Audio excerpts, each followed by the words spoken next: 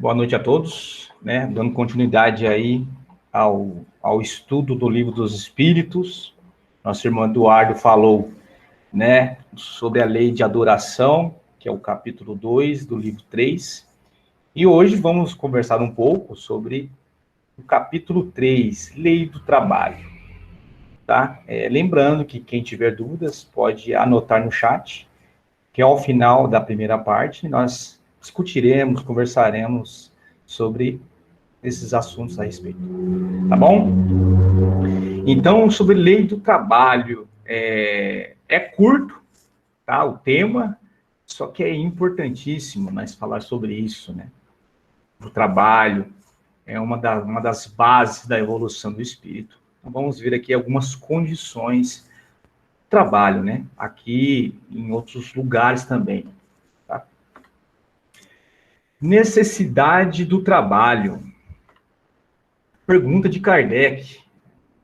A necessidade do trabalho é uma lei da natureza?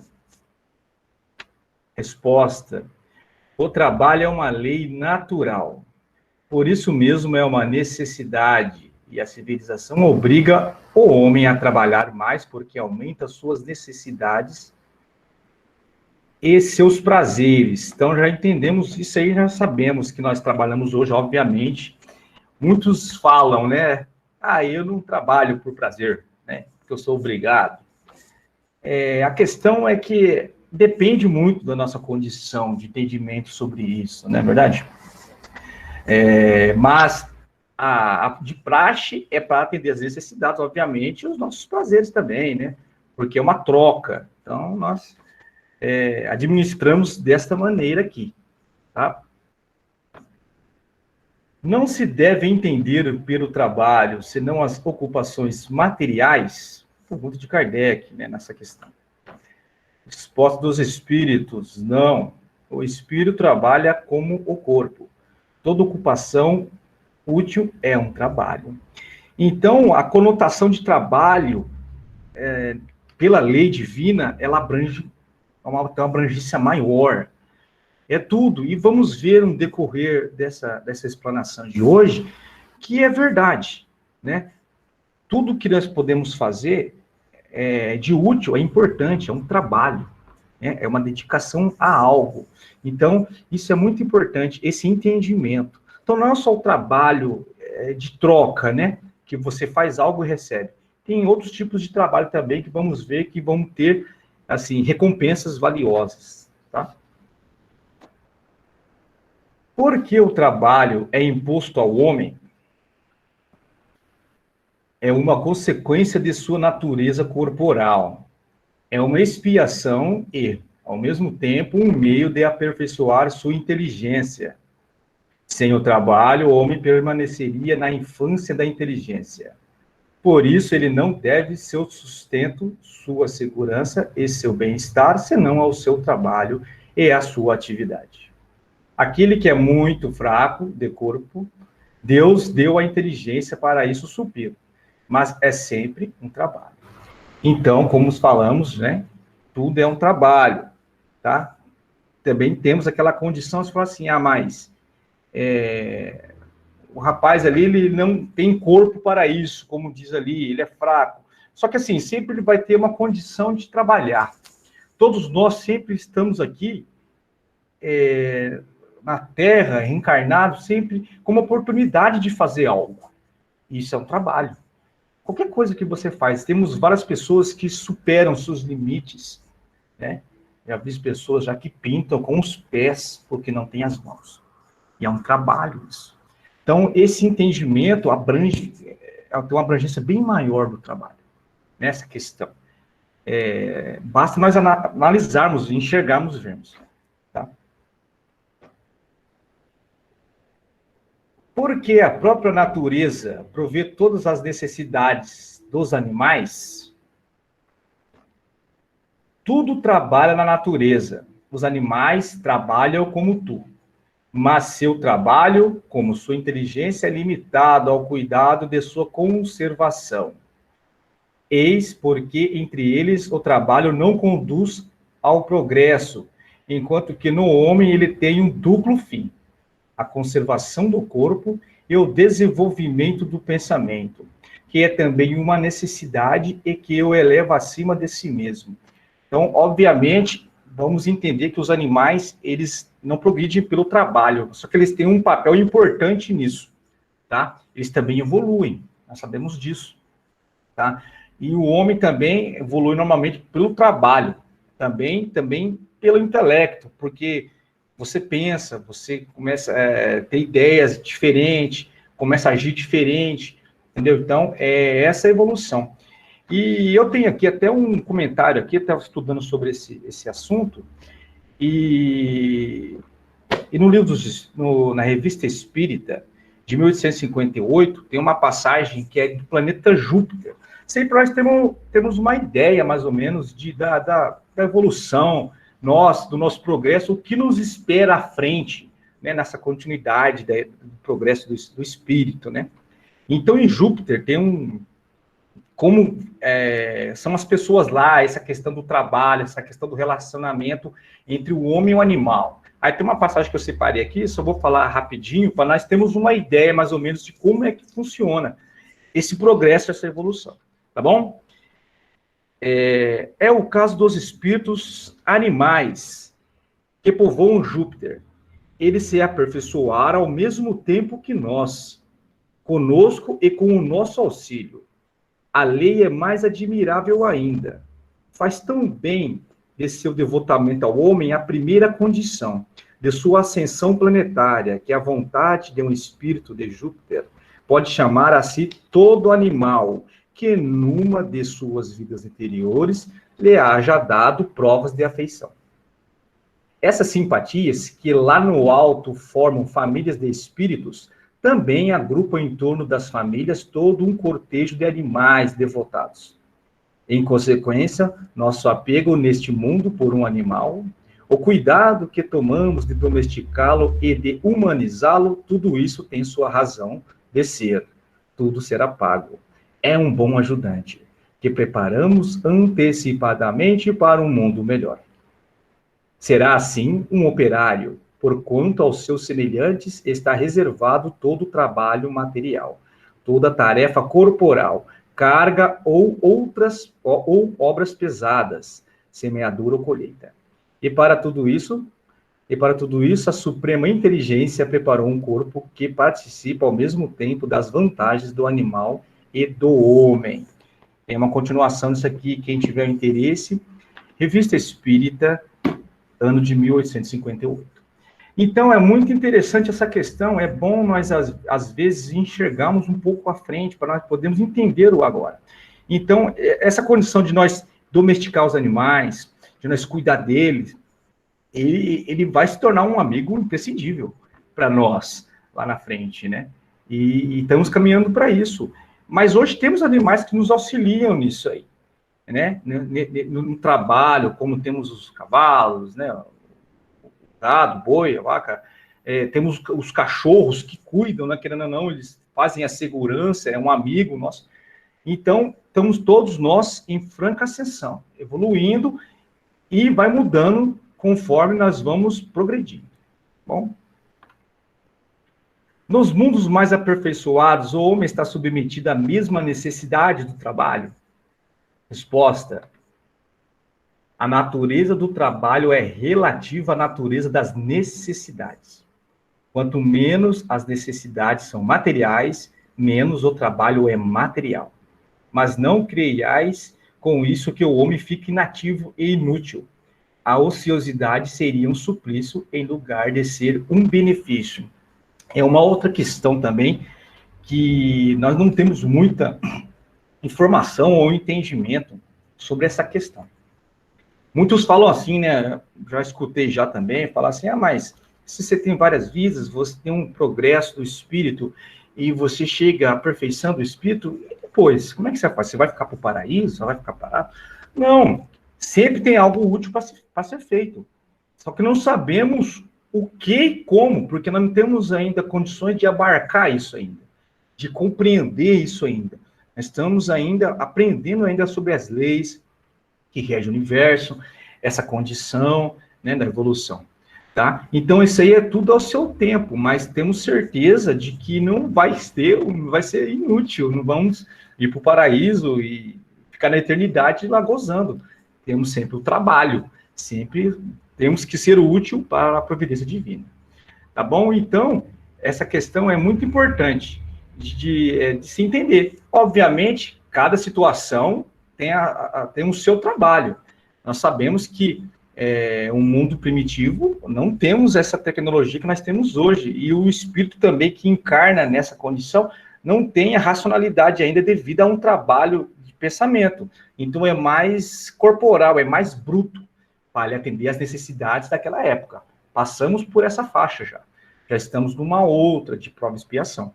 E essa condição aqui é o que atende às nossas necessidades, tá? E nós estamos em busca de uma evolução. Não há homens que são incapazes para o trabalho, qualquer que seja, e cuja existência é inútil. Resposta dos espíritos. Deus é justo e não condena senão aquele cuja existência é voluntariamente inútil e vive na dependência do trabalho dos outros. Ele quer que cada um se torne útil segundo suas faculdades. Foi como eu disse no começo, né? Reencarnei aqui, mas eu não consigo andar, né? Eu não consigo usar as mãos, como se tem um exemplo, eu sou cego. Mas todos nós temos a condição de fazer algo, né? Algo na vida, algo nessa oportunidade. Temos que provar, sim, óbvio. Temos que espiar algumas situações, com certeza, faz parte da lei de causa e efeito. Nós sabemos disso. Mas nós podemos ir mais rápido quando nós somos úteis, tá? Então, o trabalho é sempre importante nessa conotação, nesse entendimento. O homem que possui bens suficientes para assegurar sua existência está isento da lei de trabalho? Olha a pergunta de novo. O homem que possui bens suficientes para assegurar sua existência está isento da lei de trabalho? Exemplo, ganhei na Mega Sena. Estou trabalhando, joguei na Mega Sena, ganhei, agora não trabalho nunca mais. Olha a resposta dos espíritos. Do trabalho material, talvez, mas não da obrigação de se tornar útil segundo suas possibilidades, de aperfeiçoar sua inteligência ou a dos outros, o que é também um trabalho. Se o homem a quem Deus distribuiu bens suficientes para assegurar a sua existência não está forçado a se sustentar com o suor de sua fronte, a obrigação de ser útil aos seus semelhantes é tanto maior para ele, quanto o seu adiantamento lhe dá mais oportunidade para fazer o bem. Então, aquela história, são duas situações, né? Como falei, ganhei na Mega Sena, agora eu vou sumir desse país, né? Você escuta muito isso. Se eu ganhasse na Mega Sena, eu sumia desse país, eu vou estar uma bagunça, não sei o que. Será que vai ser legal? Se você for fazer isso, se for ser útil onde você for promover isso, legal. Essa é a ideia, é sempre você estar espalhando isso. Entendeu? Agora, se for lá para me viver, não vou fazer nada. Agora, vou ver só de juro, não é legal. Isso aí vai ter consequências, tá? Vai ter consequências não tão legais assim. Entendeu? Também escuta aqueles também, né? Fala assim, não, só e se eu ganhasse também, nossa, ia ajudar muita gente, hein? Ia ajudar muita gente a fazer isso. Aí, se ganha, some também. Se não encontra mais fulano. Ganhou a loteria. Mas sumiu. Então, é complicado, né? Temos que analisar bem isso aí mesmo. O que pedimos, quais tipos de prova, né? Parece que é fácil. Não, se eu fosse rico, seria mais fácil minha prova. Não, às vezes é o contrário, né? Às vezes seria pior, seria mais difícil, né? Então, tem que prestar muita atenção no que pedimos e quando temos, fazer um usufruto ideal disso, né?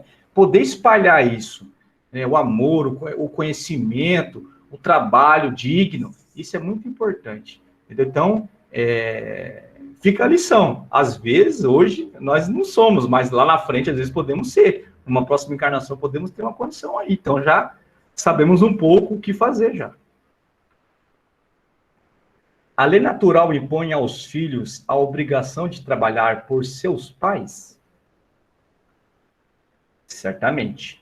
Como os pais devem trabalhar por seus filhos. E é por isso que Deus fez do amor filial e do amor paternal um sentimento natural, a fim de que, por essa afeição recíproca, os membros de uma mesma família fossem levados a se entreajudarem mutuamente, o que é, muito frequentemente, desconhecido na vossa sociedade atual. Olha esse final que os espíritos colocaram aí, né? Isso é o ideal, não é verdade? Nós trabalharmos, nossos pais nos auxiliaram, aí depois fazemos a nossa parte com eles, né? No momento que eles não conseguem mais arcar com as suas necessidades, né? Obviamente temos isso hoje em dia, né? Mas não tanto quanto se espera, na verdade, né? Porque nós vemos muitas vezes asilos, né, com condições que às vezes os filhos poderiam estar cuidando dos seus pais, dando essa necessidade certinha deles, mas eles colocam em outras situações deploráveis, situações difíceis, né?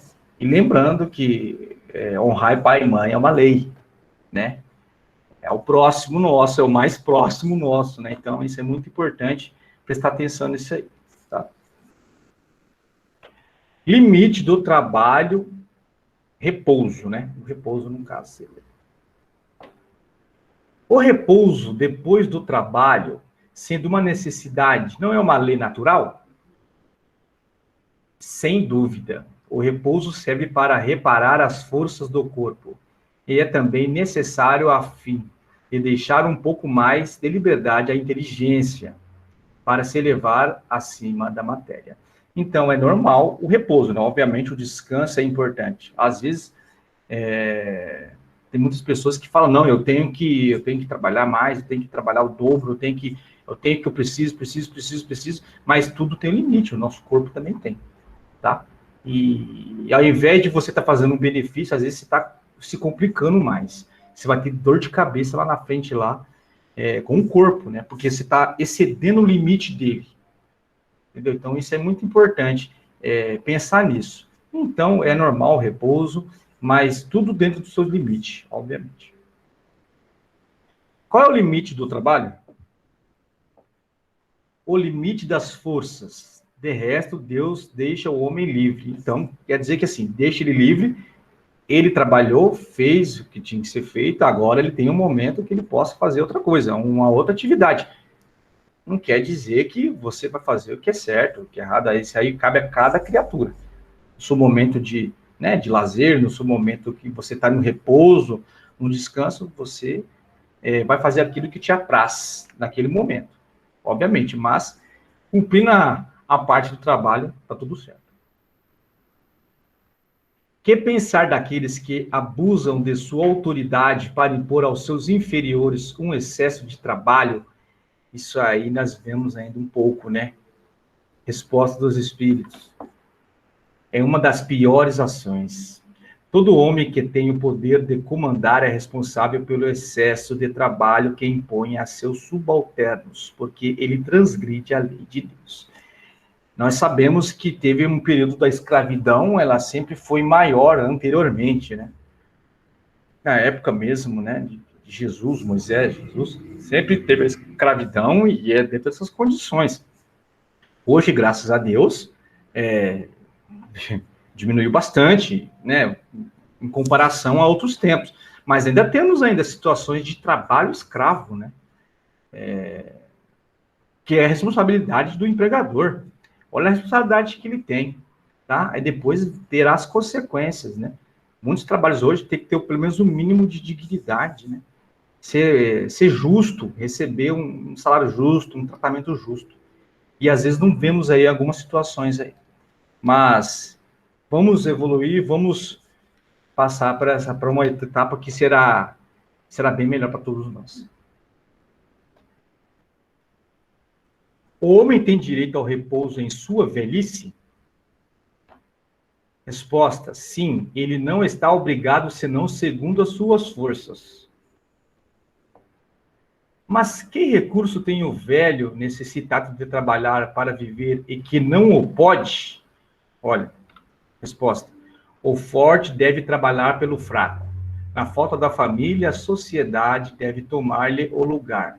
É a lei da caridade. Hoje nós vemos situações assim, né? E não são poucas, né? Mas nós vamos ver também o porquê disso também, tá? Próximo comentário aqui. Não é tudo dizer ao homem que ele deve trabalhar. É preciso ainda que aquele que espera sua existência do seu labor encontre em que se ocupar. E é o que nem sempre ocorre. Quando a suspensão do trabalho se generaliza, toma as proporções de um flagelo como a miséria.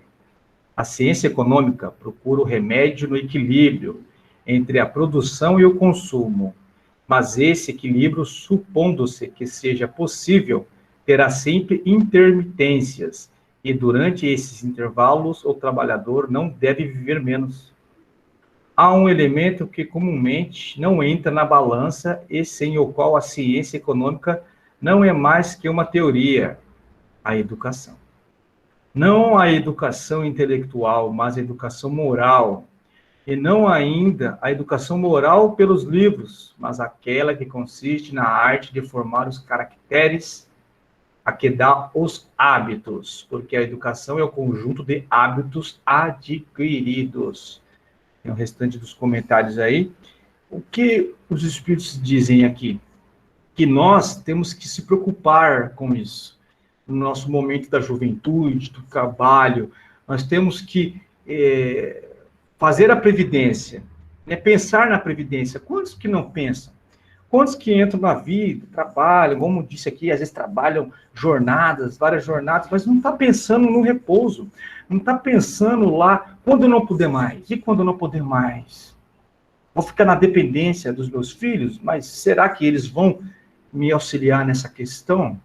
Né? Vou depender do vizinho, de, de outras situações? Então, é complicado, temos que pensar nisso.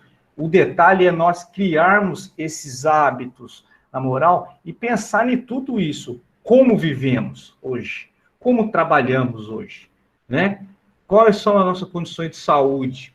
E como é que nós vamos querer ter uma velhice? Isso é importante. Não que não temos que depender dos nossos filhos, sim, ou depender, lógico, dependemos uns dos outros. Mas nós temos também que ter essa consciência para conosco mesmo. Né? Tudo dentro do seu limite, tudo dentro das suas condições. Entendeu? Uma outra coisa é que eu falei assim, trabalho, né? Que eu quero acrescentar nisso também. Eu acho muito interessante isso aí, porque todos nós trabalhamos e passamos assim longos períodos no trabalho nosso. Às vezes até mais no trabalho do que com nossas famílias. E conhecemos várias pessoas.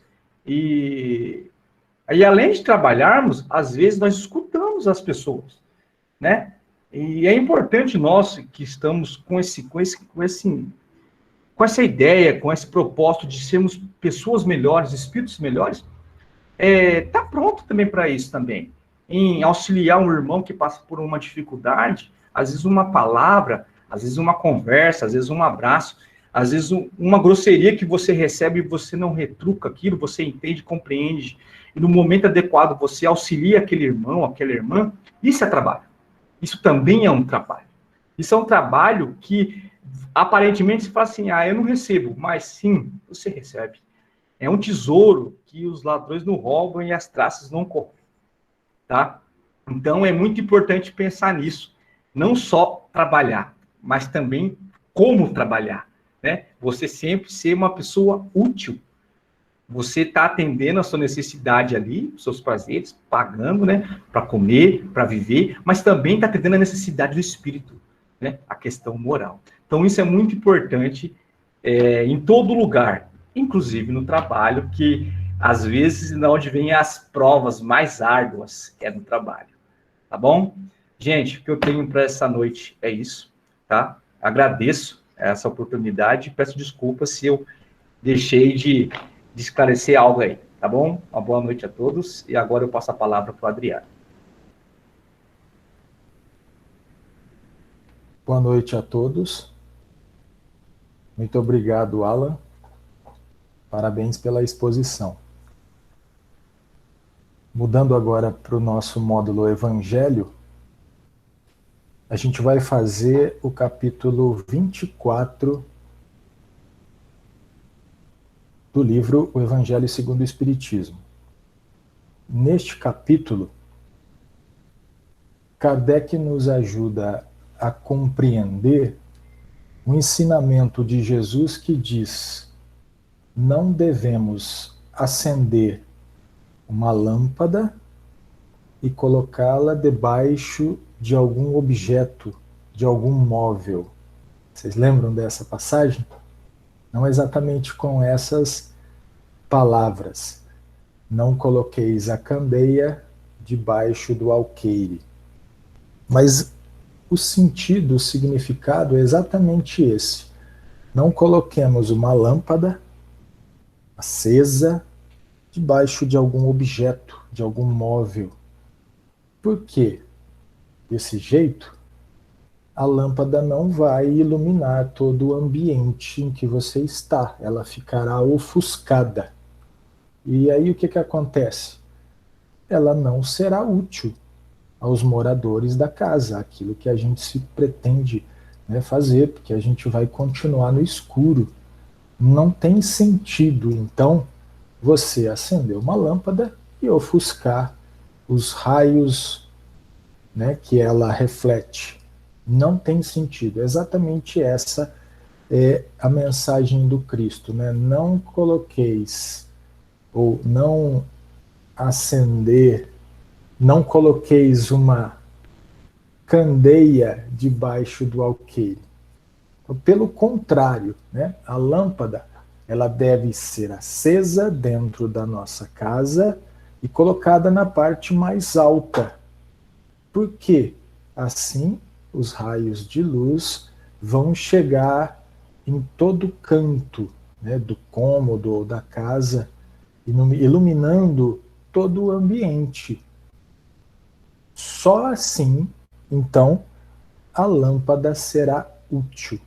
Nós conseguiremos enxergar e fazer as nossas tarefas necessárias.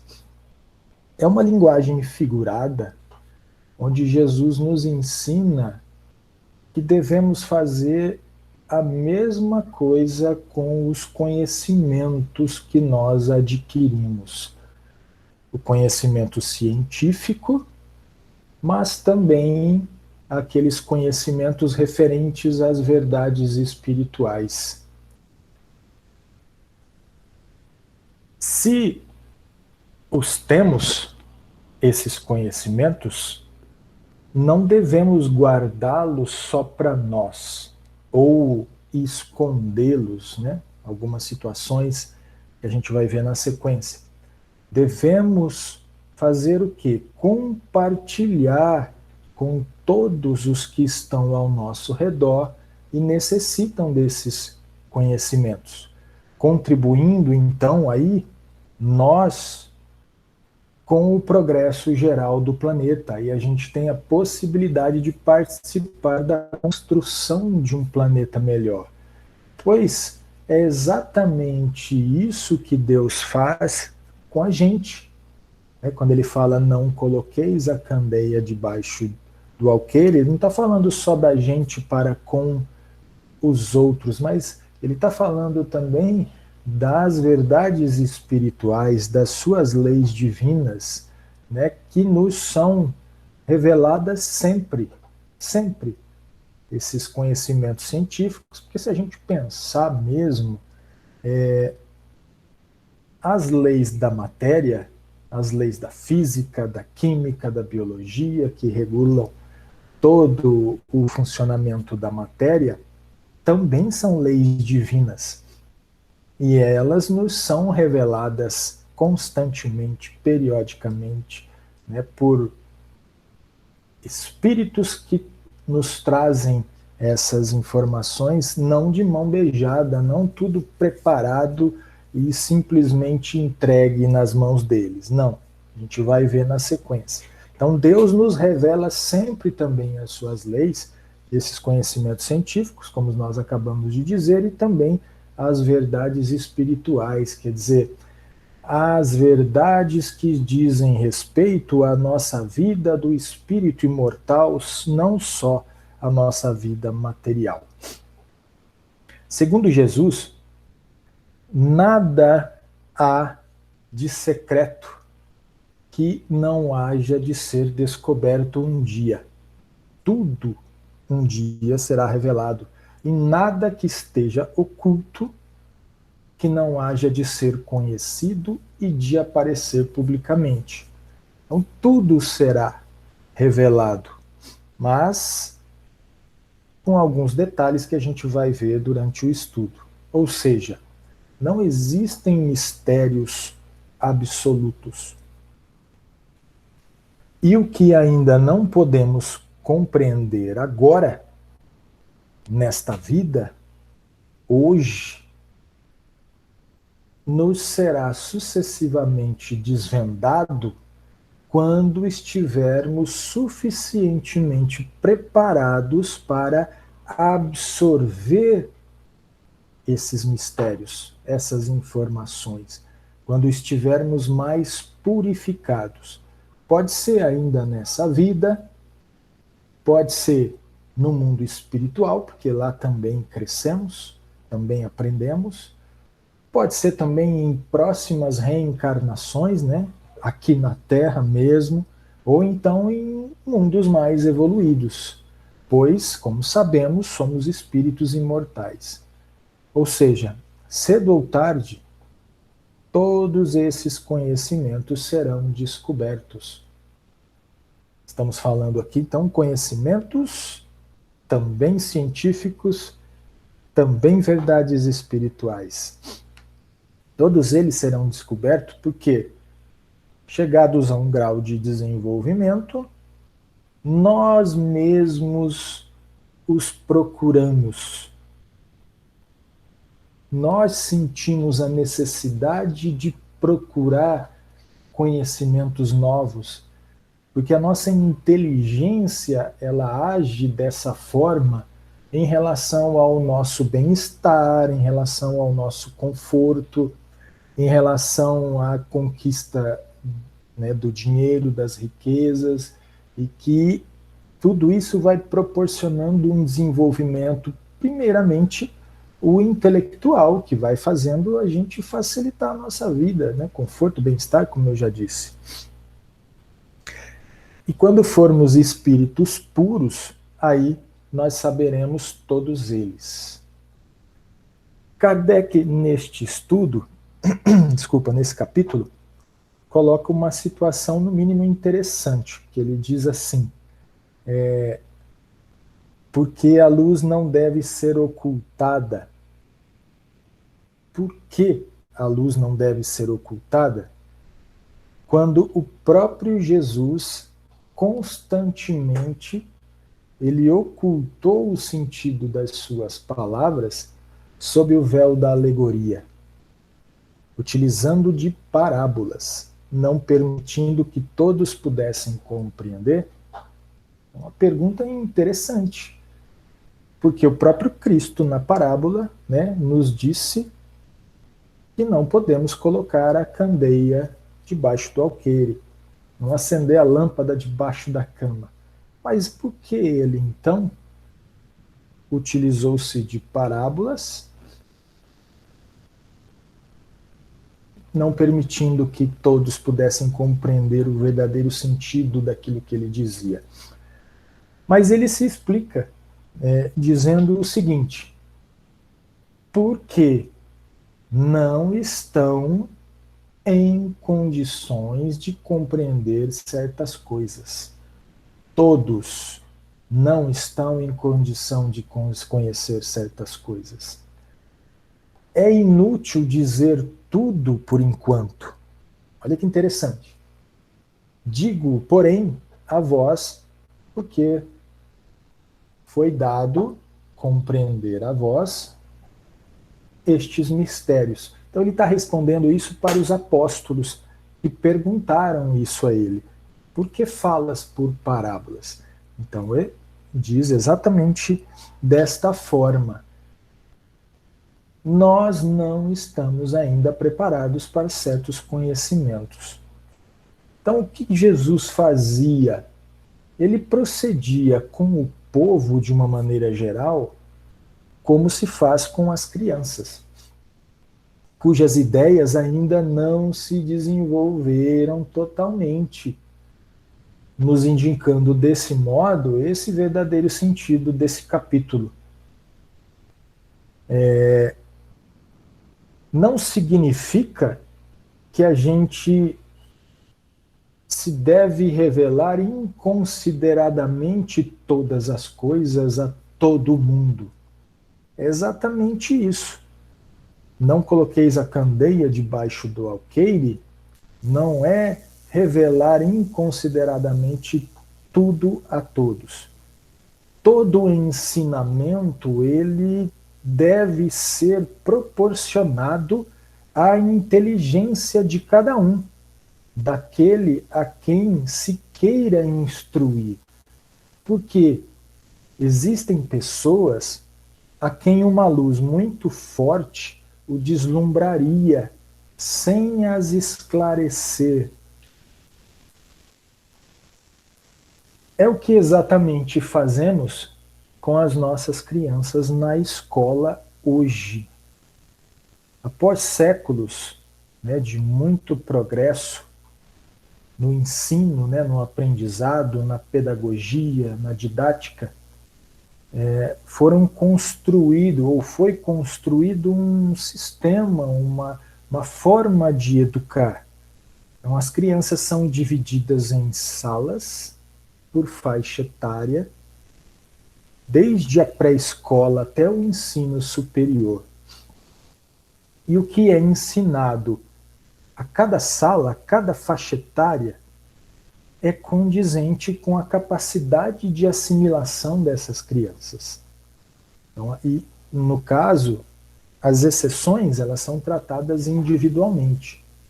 E hoje nós temos já uma maneira de encarar isso um pouco diferente. Alguns pedagogos, na prática, isso necessita de pessoas mais preparadas, porque dentro da mesma faixa etária, a gente pode ter espíritos de níveis diferentes, embora com a mesma idade física, com capacidade de aprendizado maior ou menor, onde dentro da mesma sala você pode conduzir uma criança no ritmo dela, sem, né, exigir demais, e para uma outra que pode se exigir um pouco mais, você conduzir num ritmo diferente. Então já existe uma linha, né, de pedagogos que pensa já nesse aspecto.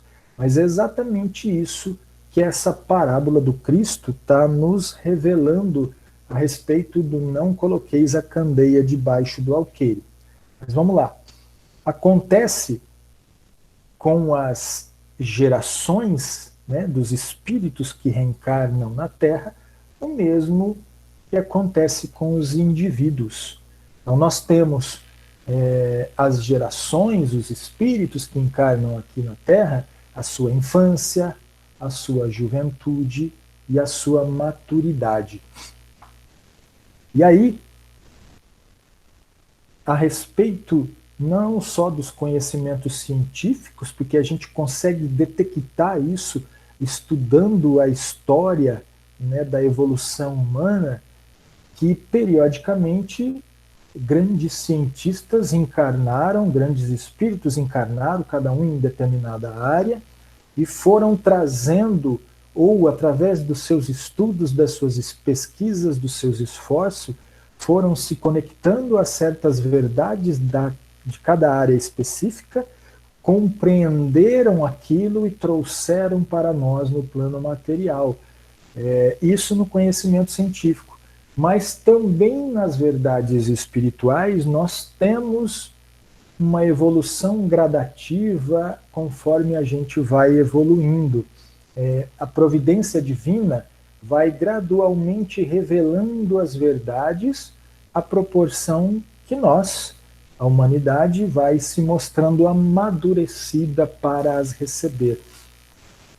Se a gente pensar no cristianismo, a gente estudar o cristianismo no livro Evangelho segundo o Espiritismo, que é esse que a gente estuda, mas estudar a história do cristianismo, nós vamos ver alianças com Deus, da humanidade com Deus, em vários momentos diferentes, mostrando a evolução dessa humanidade. Então nós vemos desde Abraão a ideia de um Deus único, depois passando por Moisés, aí recebendo no Monte Sinai os 10 mandamentos, verdades espirituais para um povo mais amadurecido. Depois nós vemos Jesus desenvolvendo melhor essa ideia do Deus único, mas agora um Deus de amor. E há 100 e poucos anos atrás, né, cento e poucos não, né, são 1857 foi a publicação do Livro dos Espíritos. Com a chegada da doutrina espírita, nós temos aí um desenvolvimento maior, um avanço na compreensão de verdades espirituais da vida, que vão mostrando, confirmando para a gente. Então, essas verdades, elas não são ocultadas por Deus, elas são mantidas de reserva. E aí, conforme a gente vai tendo capacidade de entender, elas vão chegando, porque nós vamos à procura delas.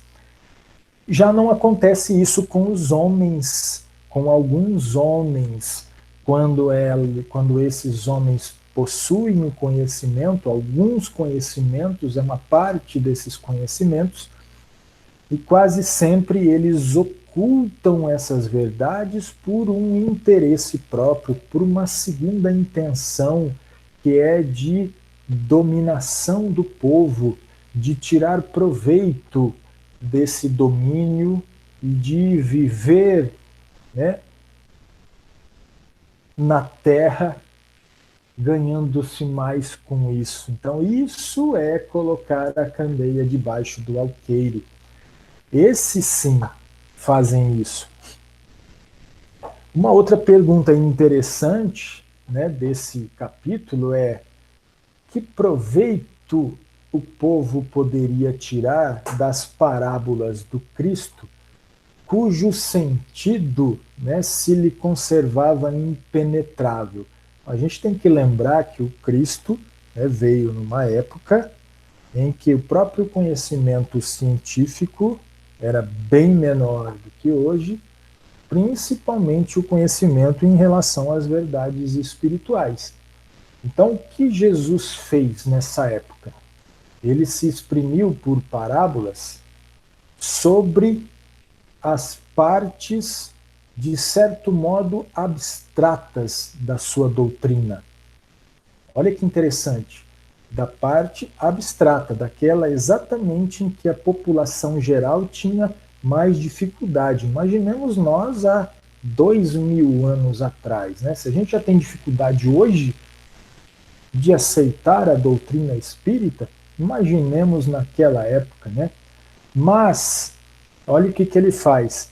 Ele fez da caridade naquela época. Nós sabemos o que é a caridade hoje, com a ajuda principalmente do Espiritismo, a caridade para com o próximo e da humildade, né, de um sentimento que nos iguala, condições básicas da salvação. Isso ele fez lá 2000 anos atrás. Isso não são coisas abstratas, né?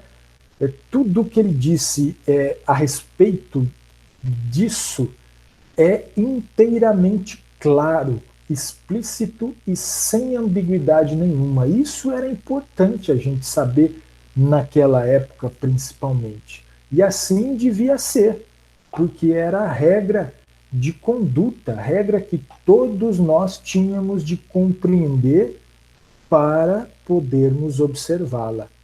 Isso era o essencial para a multidão ignorante desses conhecimentos Então ele se limitava a dizer exatamente, ó, eis o que é preciso se faça para ganhar o reino dos céus.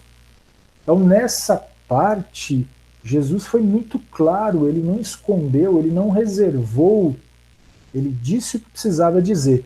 Sobre as outras partes aí, as partes mais abstratas, ele falava por parábolas, ele pegava uma situação comum do dia a dia, criava uma parábola, uma história. Qual o objetivo da parábola? De fixar melhor aquele conhecimento. Não exatamente o conhecimento abstrato, mas ia fazer com que a gente se lembrasse daquele ensinamento pelo resto da vida. Lembrar daquele ensinamento. E a cada momento que a gente se lembrava dele, a gente estava num momento íntimo, diferente, e a gente poderia ir aprofundando cada vez mais essa ideia abstrata que ele deixou por trás da parábola. E nesse momento, os seus discípulos eram aqueles que tinham mais capacidade de entender essa parte abstrata. Por isso ele desenvolvia só com eles, né, por serem mais adiantados moral e intelectualmente. E aí Jesus pôde iniciá-los no conhecimento dessas verdades mais abstratas. Mas mesmo assim tinha partes da sua doutrina que nem os discípulos tinham capacidade de entender, né? E foram esses pontos que até hoje dão ensejo a diversas interpretações. E para que se, né, diluísse, eliminasse essas diferenças de interpretações, foi preciso o desenvolvimento da ciência, como nós temos hoje, e o espiritismo, né, com a chegada, com a codificação de Kardec, né, do espiritismo, né, que tanto a ciência como o espiritismo nos revelaram leis que nos tornaram perceptível o verdadeiro sentido dessas verdades abstratas, né, que a lição traz para a gente hoje, né? Não coloqueis a candeia debaixo do alqueire. E o Espiritismo veio dar à luz a uma imensidade de pontos obscuros, mas mesmo assim com as suas reservas, com prudência admirável. Ele não fala de tudo, ele trouxe mais coisas, ele desenvolveu, ele avançou. Mas como não somos espíritos puros, ainda não temos capacidade de entender tudo. Nesse capítulo, né, dentro dessa ideia, nós temos uma passagem onde o Cristo, né, orientando os discípulos a divulgar a sua doutrina, ele orienta eles dizendo assim, ó, não vades aos gentios pregar o evangelho, não vades. Por quê? A doutrina do Cristo, ela era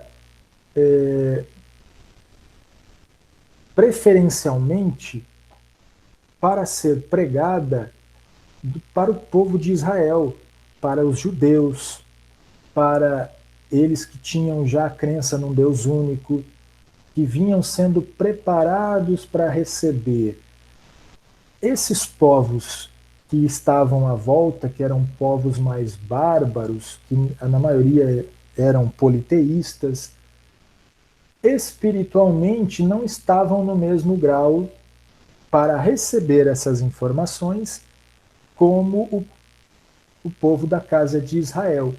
Então Jesus também, conhecendo a capacidade dos seus discípulos de não conhecerem todo o contexto e todas as verdades, ele orientou, não vades aos gentios. Então, o que ele disse aos discípulos? Não se deve levar a palavra do Cristo ou os ensinamentos espirituais àqueles que de boa vontade tenham e que desejem a luz. Então, o povo da casa de Israel estava mais preparado nesse sentido. Já os pagãos, que são os povos, né, que Jesus orienta como gentios, até a base mesmo faltava espiritual. Estava tudo por fazer. E os apóstolos, né, como eu disse agora há pouco, não se achavam ainda bastante esclarecidos para tão pesada tarefa. Não quer dizer que Jesus estava ocultando essas informações aos outros povos. Ele simplesmente conhecia todo o contexto. Não vão lá ainda por enquanto, porque primeiro vocês não estão preparados e eles também não estão tão preparados quanto esse povo aqui, que já está mais receptivo a tudo isso. E nós sabemos depois que Paulo, né, o Saulo convertido, foi pregar aos gentios. Então, só uma informação de que Jesus não estava ocultando informações a outros povos. Tá bom? Tem uma outra passagem também nesse capítulo que Jesus estava, né, comendo junto com os seus discípulos, depois chegaram os publicanos e algumas pessoas de má vida e sentaram para conversar com ele. E nesse momento os fariseus, vendo aquilo, né, desculpa, eu me antecipei um pouco. Essa passagem aqui é a passagem que ele diz que não são os... exatamente isso. Não são os que têm saúde que precisam de médico. Exatamente, é essa passagem mesmo, quando ele fala, ele responde aos fariseus que por que ele estava ali comendo com os publicanos, que eram os cobradores de impostos, que faziam a cobrança dos impostos. Os judeus tinham uma aversão a eles, e também pessoas de má vida, né? O seu Messias senta e se alimenta ao lado de pessoas de má vida, e Jesus responde, né? Não são os que têm saúde que precisam de médico. Um outro sentido figurado aí que traz um ensinamento profundo, né? Jesus,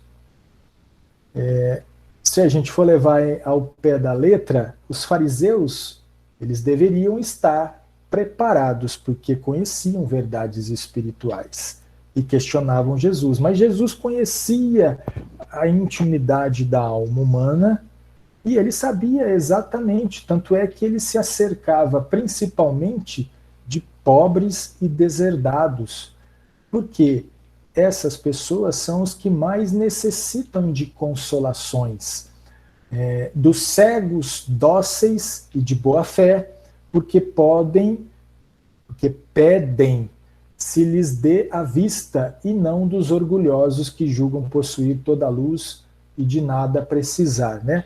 Ele se acercava das pessoas que estavam distantes de Deus e que precisavam de Deus, mas que procuravam de boa fé Deus, não os orgulhosos. Então por isso que ele falava do bem-aventurados os aflitos, né? Bem-aventurados aqueles que sofrem.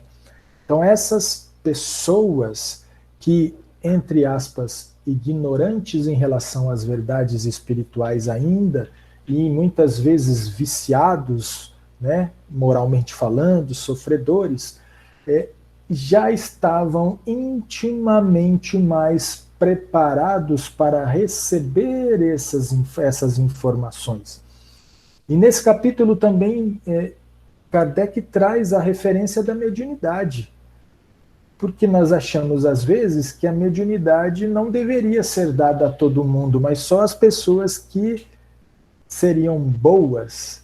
Mas todas as pessoas de qualquer nível evolutivo podem ser médiums, porque aí a mediunidade se torna uma ferramenta onde ela pode usar para crescer, para evoluir, ajudando ao próximo, sim, mas ajudando a própria pessoa a evoluir. Então, nessa passagem, não são os que têm saúde que precisam de médico. Então, o médico vai procurar quem? Os doentes.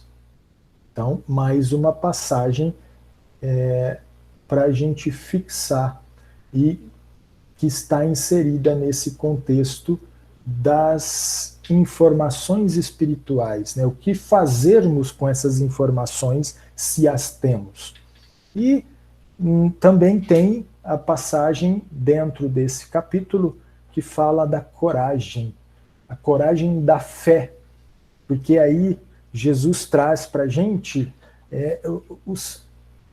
O ensinamento de que se alguém se envergonhar de mim e das minhas palavras, né, Jesus, ele, filho do homem, também dele se envergonhará quando vier na sua glória e na de seu Pai e dos santos anjos. E ele acrescenta, né, quem quiser vir nas minhas pegadas, quem quiser me seguir, me ter como modelo e guia, renuncie a si mesmo, tome a sua cruz e siga-me. Isso nos diz o quê? Uma consequência natural daqueles que receberam as verdades espirituais, que conseguiram compreender profundamente essas verdades e se esforçam para colocá-las em prática. E assim estavam prontos espiritualmente para elas. Aí ele fala exatamente da coragem da fé. Como acontecia com os cristãos há 2000 anos, né, que eles eram questionados. Ou você renega a sua crença, ou você vai ser jogado para os leões, como aconteceu com a esposa de Públio Lentulus, né, que é a encarnação de Emmanuel. Então nós negamos a fé, eu já recebi, consigo compreender o que eu faço com ela. Eu vou ocultar? Não, pelo contrário. Vou negar, vou ocultar? Não, eu vou divulgar, eu vou internalizar e viver de acordo como ele nos ensinou, se quiser vir nas minhas pegadas, renuncie a si mesmo, tome sua cruz e siga-me. Há méritos em afrontar os perigos, as perseguições, as contradições e até os simples sarcasmos, aos quais se expõe quase sempre aquele que não teme proclamar abertamente as suas ideias. Isso é, hoje em dia, ter personalidade, não é? Você acreditar em alguma coisa e afrontar a tudo pelas suas ideias. É isso mais ou menos o que ele coloca em relação às verdades espirituais, a sua doutrina. Coragem da fé, assuma. Ela fez com que você conseguisse compreender o sentido da vida e o que é preciso fazer para buscar aquilo que a gente tanto quer, que é a paz e a felicidade. Coloque a verdade acima dos interesses materiais. Porque se você for procurar ganhar a vida material, colocando a vida material acima das verdades espirituais, você pode perder a vida. Então isso é sacrificar os gozos terrenos aos bens celestes. A gente escolhe. Ou eu faço isso, ou eu faço aquilo. Teremos consequências. E a lição, para a gente finalizar, diz assim: aquele que carrega a sua cruz, ou seja, suporta corajosamente as tribulações que sua fé lhe acarretar, ainda perdendo tudo que conseguiu neste mundo, mesmo a vida, para que a verdade de Deus triunfe, receberá na vida futura o prêmio da coragem, da perseverança e da abnegação de que dera prova.